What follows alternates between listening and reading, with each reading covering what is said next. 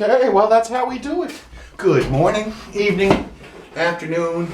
I don't know what time it is. Hi, everybody. Welcome back to the CTA Show.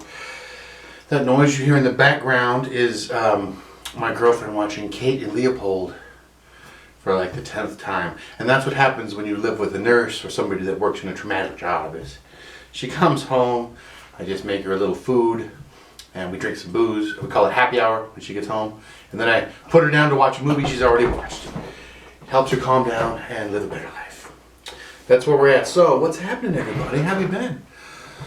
Today I want to talk a little bit about Palm Springs and about what's going on out there. First off, in COVID news, they're starting to sort of reopen in the desert. But it's difficult because with no tourists, there's no money. You see, Mother's Day generally marks the end of season in Palm Springs.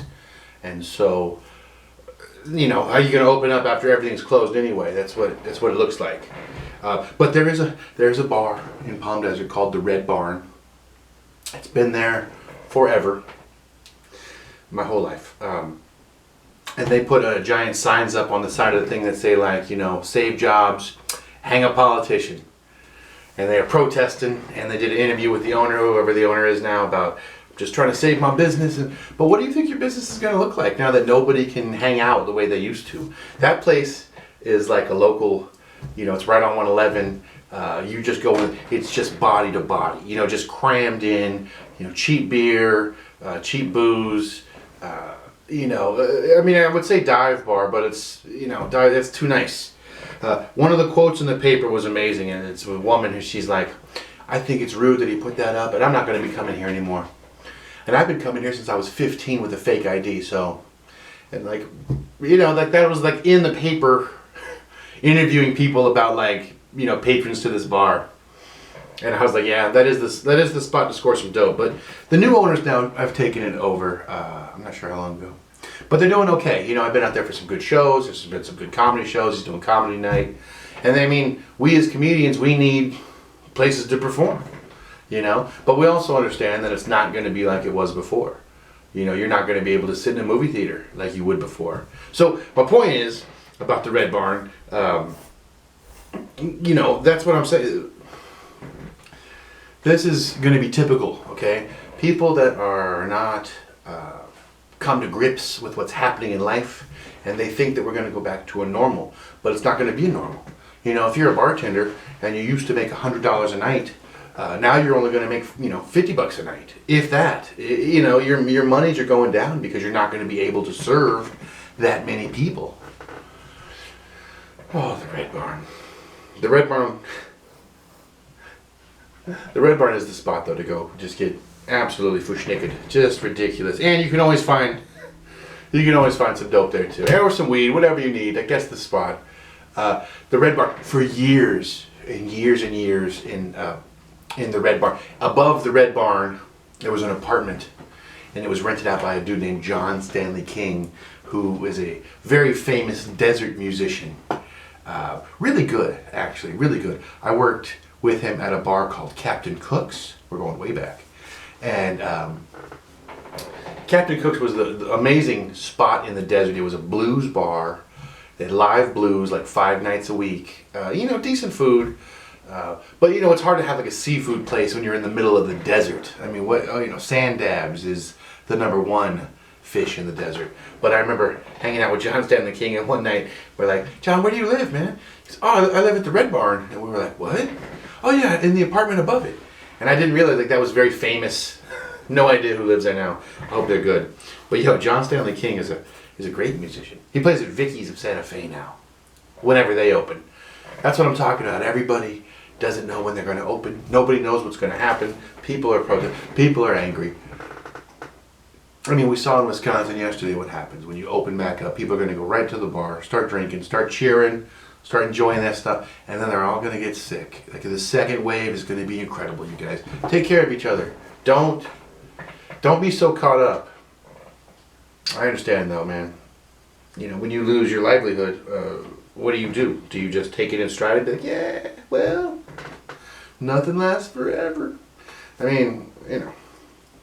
Hey, something else that's going on in Palm Springs right now Tell me if you've heard this before.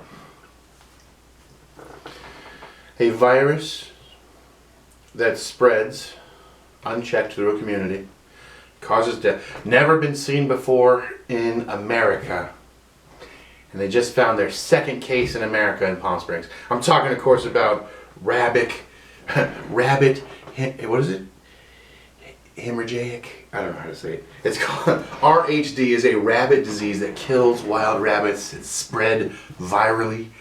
And they found their first case in Palm Springs, wild rabbit disease. And now they're like, if you work with rabbits, make sure you wash your hands.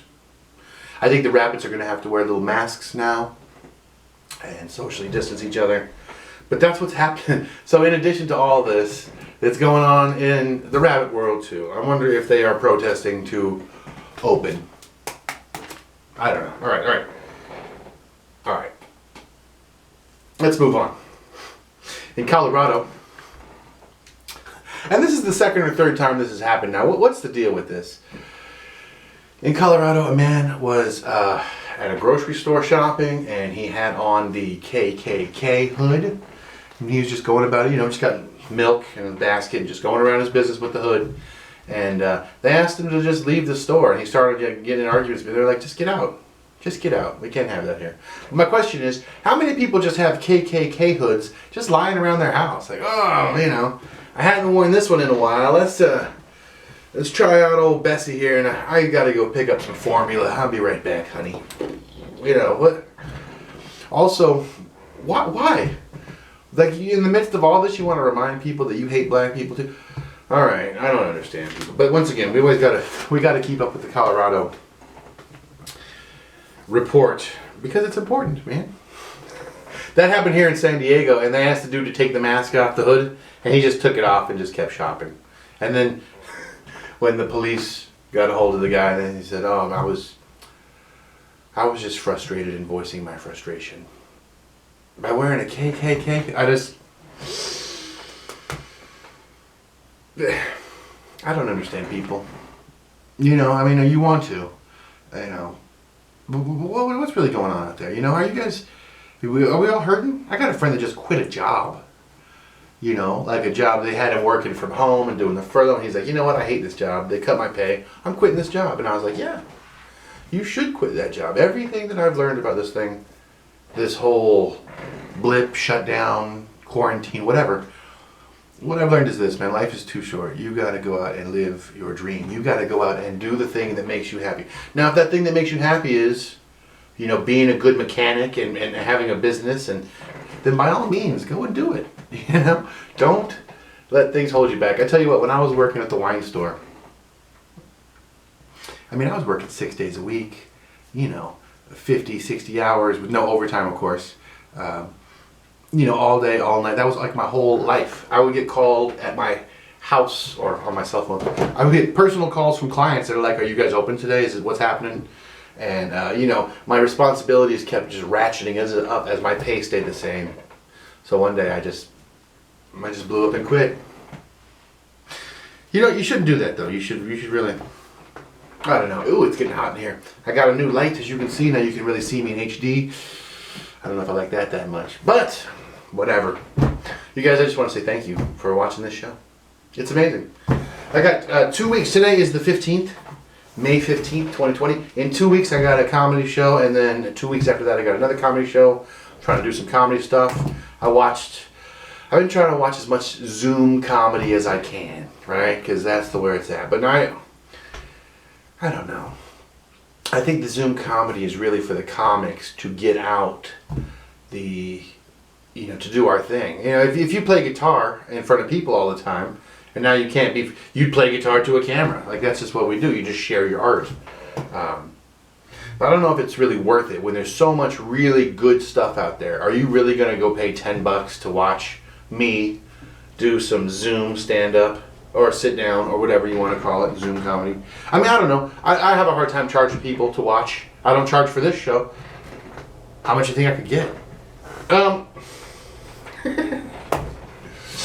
I hear the movie back there. I love her. Okay, we have a great relationship. I want to explain this, though. When she met me, dude, I was like a sad, beat. I was like a rescue dog. All right, I was just sad. I had been beat down by life, living in my sad little cage. She came along and showed me a whole new world I'd never imagined could be.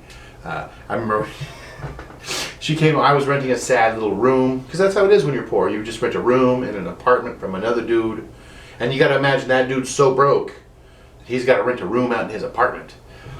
I remember she came over to that apartment one time only, and she just shook her head. I was like, I don't ever want to talk about this again. Not because I wasn't a good person, you see. It just was poor. Those, you know, when you have that mindset of poverty, it's hard to come out of it. It's hard to, even now, you know, I find myself like minorly hoarding because I'm like, oh, that's a good box. And she just goes, what are you doing, Christopher? I'm sorry. My poverty mentality must just follow me everywhere I go. I don't know what it is about life. But I will say this, that when you meet somebody that makes you happy, you know, that changes everything. You know, my life has changed now. Incredible. You know, now, I mean, what's my daily life look like under quarantine? Right? I sit here, I talk to the camera for a few minutes, I waste everybody's time.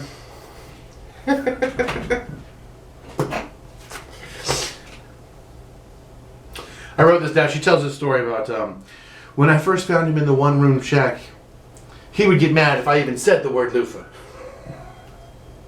Because I was so far from like, when you're like that, when you're like a worker bee, you're like, I'd never, like, go get a massage? What? Go get your nails done? Go get a pedicure? I had never heard of those things. What? Wear loafers when you don't have to go to work? What? I'm a new person now. I'm a new person. Guys, listen. Thanks for listening. Thanks for being here today with me, man. I don't know what I've been doing lately, but I will say this. I'm happy to see you. I'm happy to be here with you. Okay? Tomorrow, I promise we'll have a better show. I'm still getting used to this new camera, and I'm a little miffed at how it makes my face look because you can see it so well. Anyway, guys, that's what I got. That's our time today. Thanks. See you tomorrow.